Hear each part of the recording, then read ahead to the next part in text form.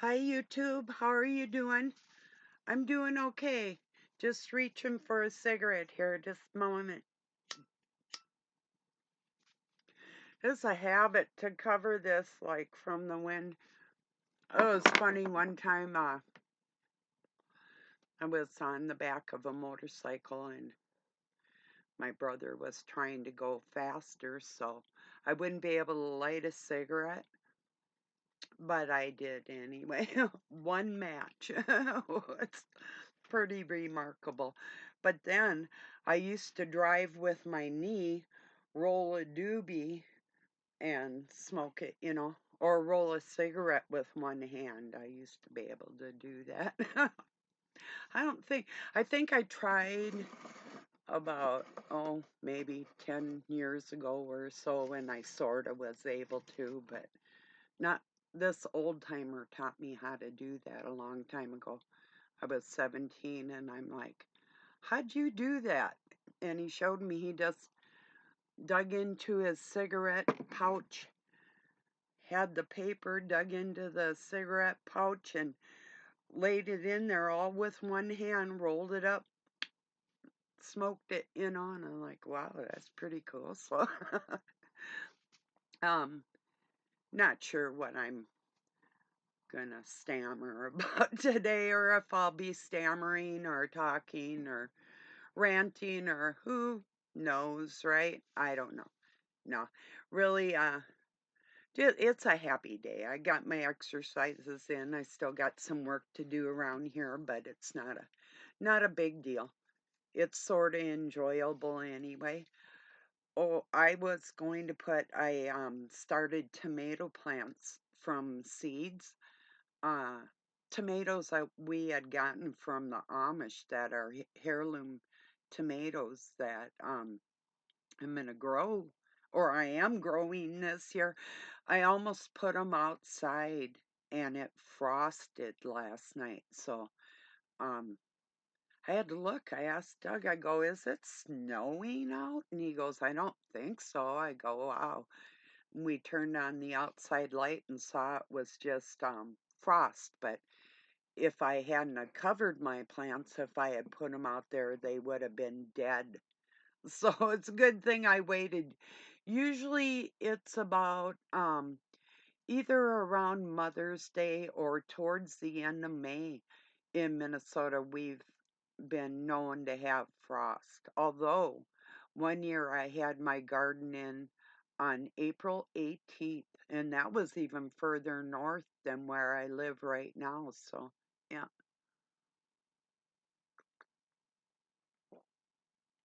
So they're doing good in the house for a while longer until, even though we had like a 78-degree day here a couple days ago, we need at least like a week of 70 degrees to warm up that soil before I can. It's like, well, my rhubarb's growing and my asparagus is coming up and trees are budding. And usually, when we see what they call choke cherries, when the choke cherries start to blossom, that's when the farmers plant, is kind of like a rule of thumb around here. So, yeah, I don't know. Isn't it ironic? Don't you think? Love that song, by the way. Um, yeah, I really do think. So, um, how people will exploit your gifts, exploit your kindness, and then act like you had done nothing for them. I mean, and it's not just me. If it were just me, it'd be like an anomaly and there wouldn't be anything at all to even talk about. Yeah, I think I know what I'm going to talk about too. Um, but there's so many people that are distancing themselves from family or friends or people, in their lives because of the separation of spirit, like how does that person fit in my life? Do they benefit me? Do they bring me down? What's up with all that? There's way too many of us out here going through. And I have a theory that the dark cabal, um, Satan, whoever you want to say, puts somebody in our life at all times that can be used as a tool against us every day. Like we're being watched from the inside out, like in our homes and our personal lives and that type of thing. I'm going to talk a little bit about narcissists, and not just narcissist men either. Um, but there was a study where narcissist males were found to be more psychologically gay than straight men that aren't narcissistic, because desiring the female flesh doesn't make a man masculine.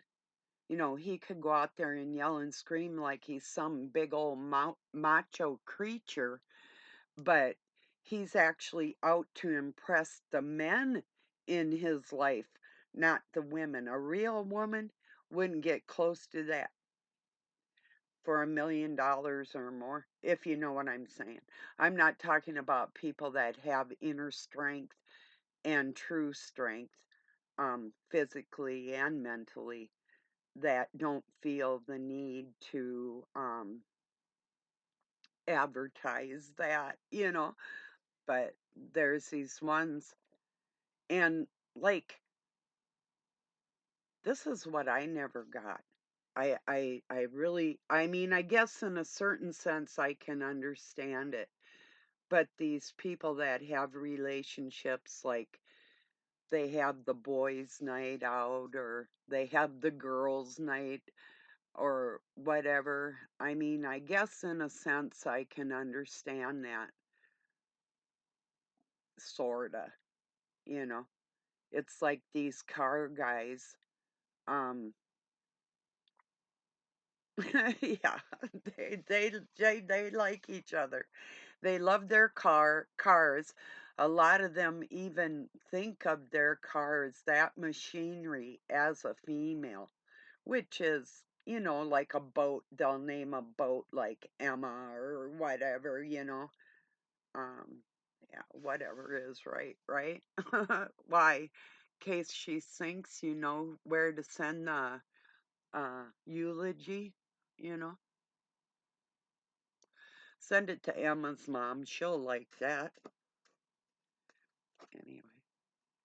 But yeah, isn't that wild? They actually did a study on narcissistic men that psychologically are more gay than they are straight. So if they're out there um, flexing or whatever, you know what I mean. But yeah.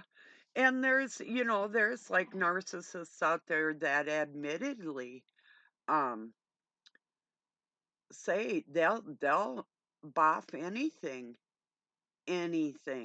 Oh, when I say that, I mean I'm talking brothers, sisters, sheep.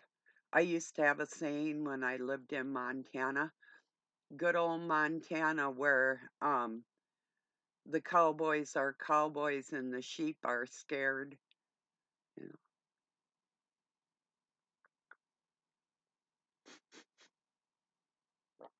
Yeah. Oh, oh God. Actually knew a guy. Whew, that's scary. Oh, when even the sheep aren't, poor little sheepies, you know. Wow. But, oh, yesterday, I have these feral kitties outside, and they're 3 weeks old, and there's two of them. There's their mom, I call Midget. She's just a year old now, and she got pregnant and had her babies, and one is about like that. He's 3 weeks old. He's pure white. His eyes are still blue now. I don't know if they're going to change. Sometimes after week 6, they do change. But he was out yelling by a wood pile we have, and I went out and got him and put him back in his kitty house. Um, and his little sister, which is about half his size, was under the wood pile. I had to move great big slabs of wood to get this little midget out of there. And I kept trying to pull her by her legs and I couldn't get in. And I finally got the board up and I was able to get the nape of her neck, because when they're out there, if it starts getting later in the day, and the owls are out, or in the evening a lot of times you'll see like red-tailed hawks or different birds of prey that'll take I seen a puppy get snatched right out of our yard. um Doug had this dog when I first moved in here that had puppies, and one of them got taken into the air right in front of me. I did run down the road for a ways to see if I could see if he was gonna drop it or not, but no such luck. Them poor puppies, and the father dog was a neighbor dog. Came over and grabbed one of his own kids and started chewing it up and throwing it and went after it again and was chewing it, throwing it, and I got out there in time to save the poor little thing, but real beautiful. He was a border collie, a black and white border collie, and Doug's dog was part Springer Spaniel, part Lab, but the puppies were beautiful, beautiful puppies. Yeah, that was a trip too. But that I think it was I think it's called a faring hawk, if I'm not, but some type of big. It wasn't a red tail because you can tell by the feathers, so or it could even been a young eagle without its markings. It happened so quick. I was in the house and I seen it. I was doing dishes. I'm at the window and I saw that happen. I go running out, and the puppy wasn't small either. I mean, it was a pretty good sized dog. Uh, wow, you know. So, yeah, my topics are all over the place today. So, yeah, but what's mostly on my mind is, and for the record, these men that have been cruel to me in my life, if they aren't bisexual or straight up gay, they have tendencies that they're more inclined to get along with men than they are women.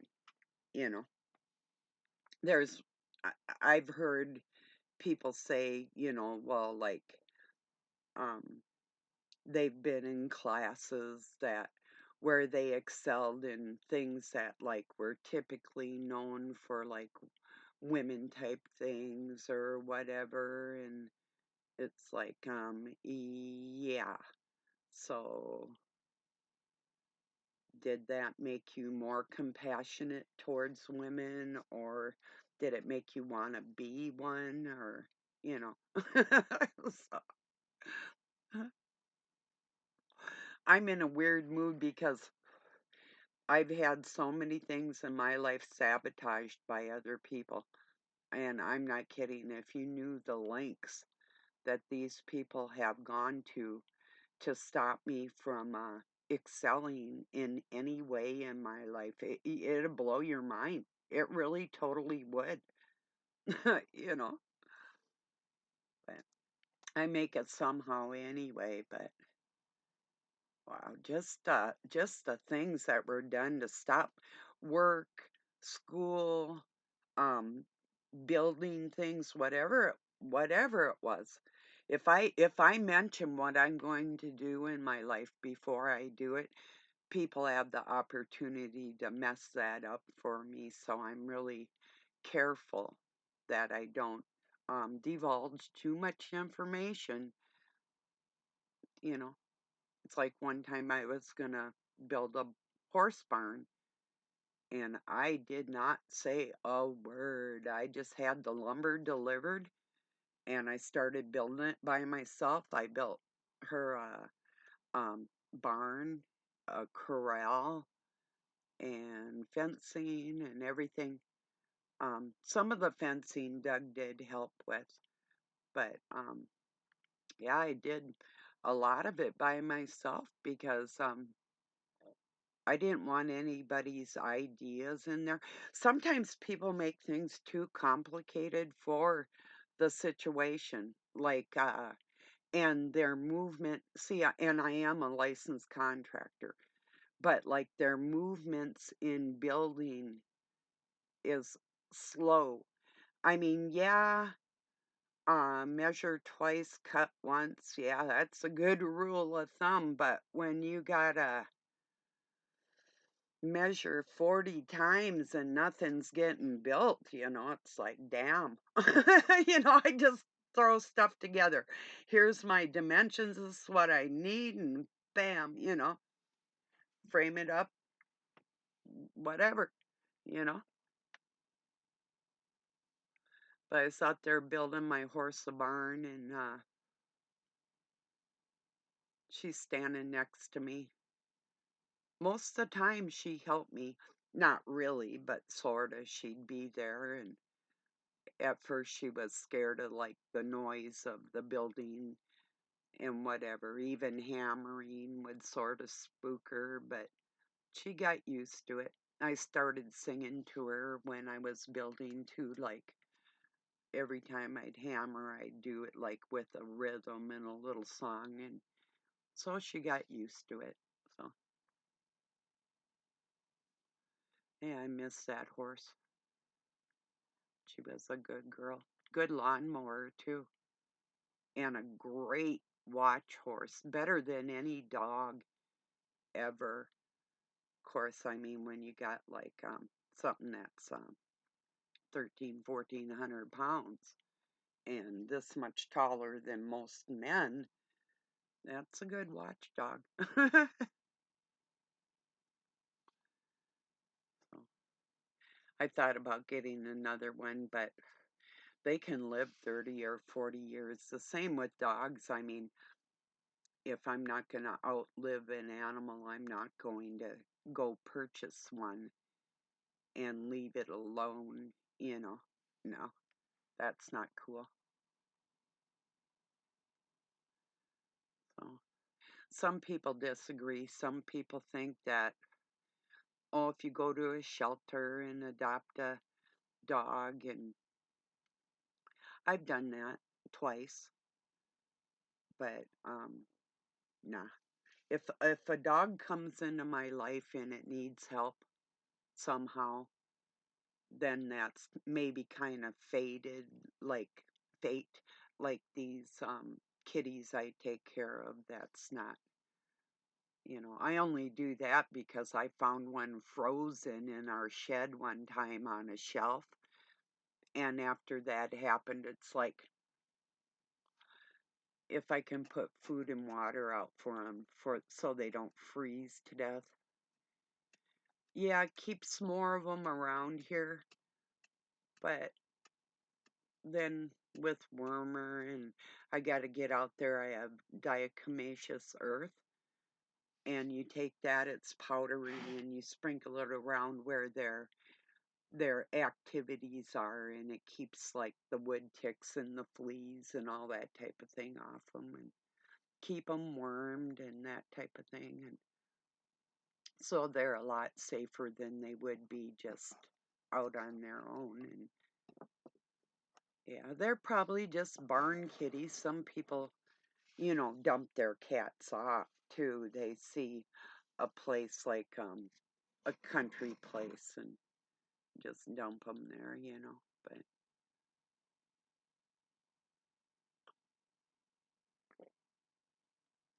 My adopted dad used to have that happen a lot.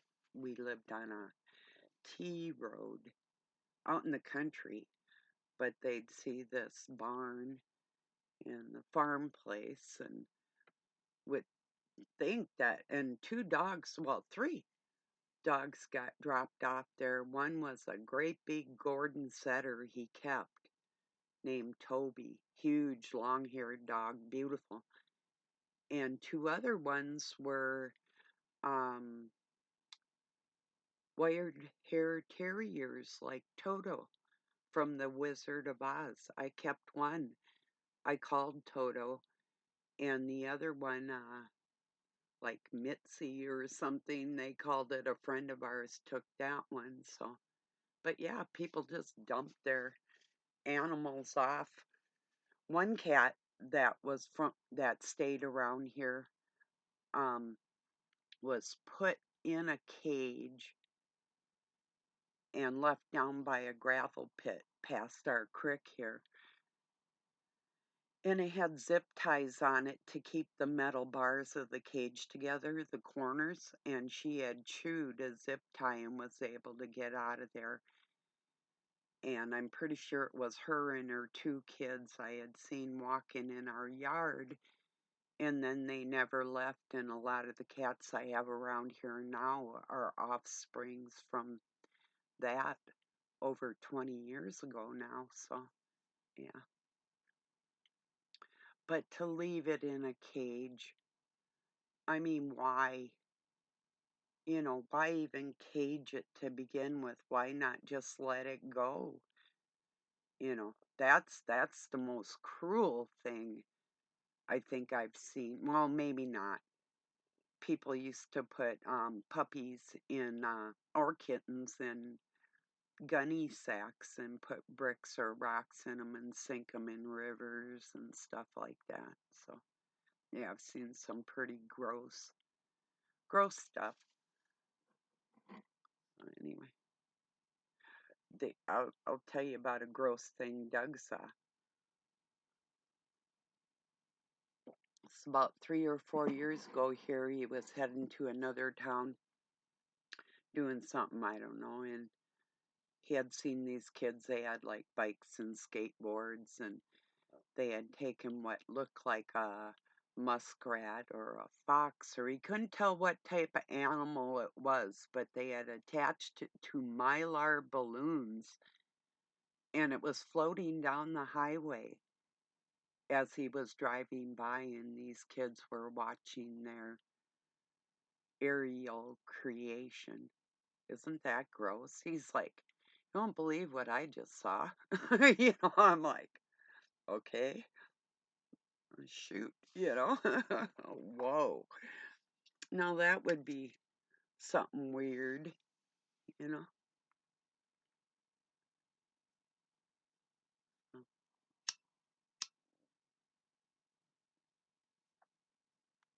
I think I'm buying a lawnmower today, a hand mower. Doug's getting a rider. We had to sell ours last year because we weren't financially making it too good. Everything was breaking down, everything. But so we have to either repair the one we have or just buy a new one, and he's just gonna, well, not new, refurbished. The same with the hand one I'm gonna get just to do around the house and around my picnic table and bonfire and some of my gardens and whatever, by hand. It's where the big mower can't really get in.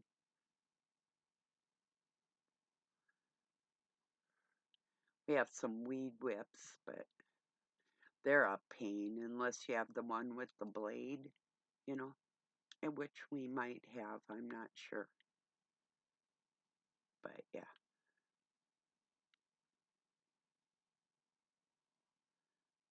So yeah, it's on my mind.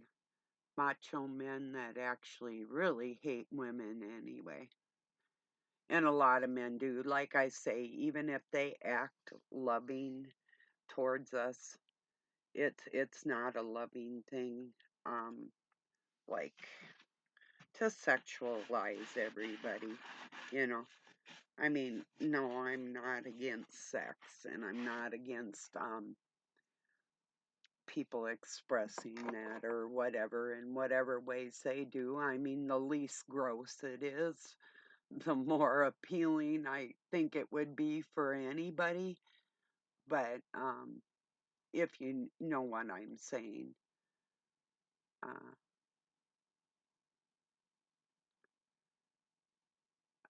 I think there's a certain charm to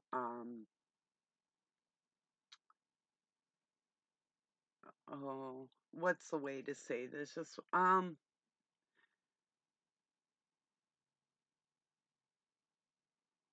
dressing kind of humble. I mean, if we're at the beach, that's one thing, but to go out in public and look like you're at the beach, that's a whole nother thing.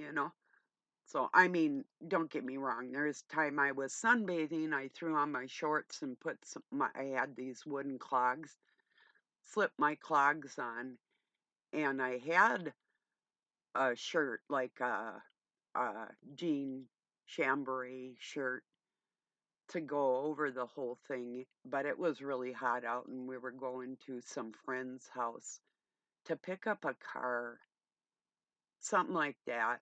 But I mean, I wasn't out and about just trying to show myself. We were in a hurry, that type of thing, you know.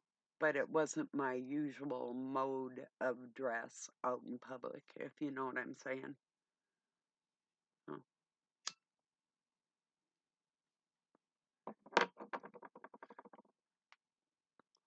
Like I wouldn't go shopping looking like that, is what I'm saying. Or to a party or whatever.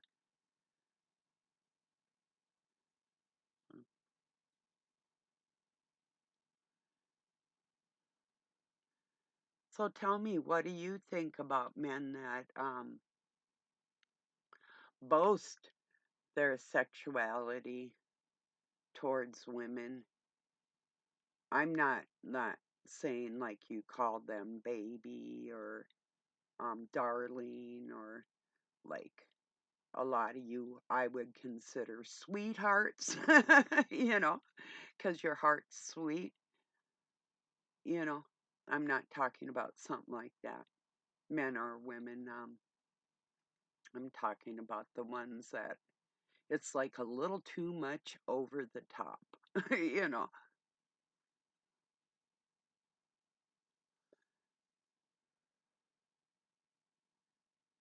I guess one man's mojo is another man's turn on. That could be the same for women too, you know.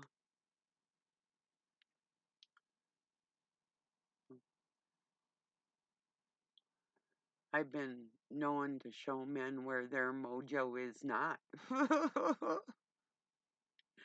They might not care, but I'm good at showing them where their gifts either come from or die, you know.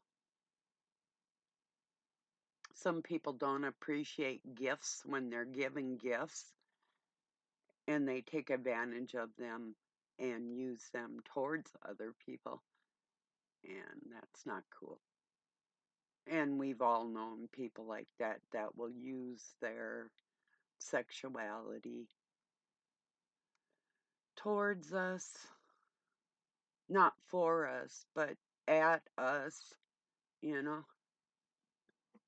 That's cool if it's a two-way street, but if it just goes one direction,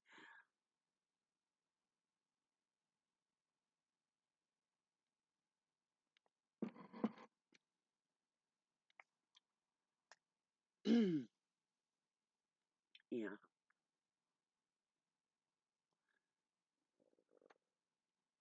Or these women that say, I don't dress for men, I dress for other women. In a sense, another woman's going to look at your outfit and think cute, yay or nay or whatever.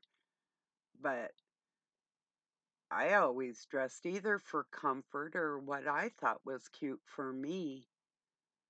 And if a guy didn't like what I was wearing, I could have cared less anyway, you know. But if he did and he understood, like what we wear sometimes speaks about our personalities, like what is the importance of what we put on every day, or the lack of it, you know.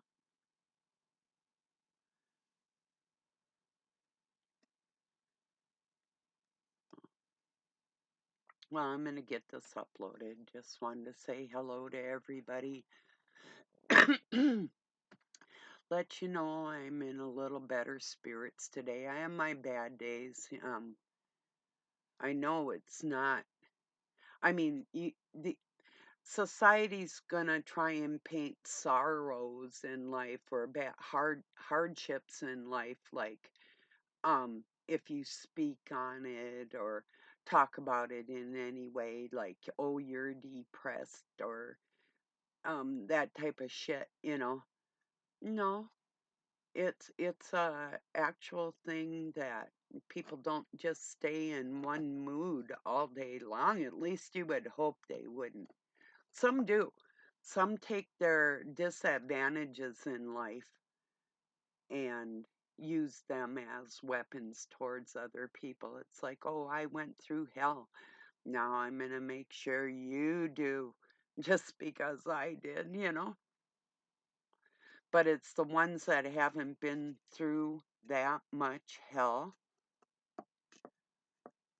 the cowards, the weaklings, that will take a look at you and I, you or I, and say, well, that's not really very much of a big deal that you survived. I mean, what the fuck is endurance and strength when I can just sit here and cry about a broken fingernail and that devastates my whole fucking life?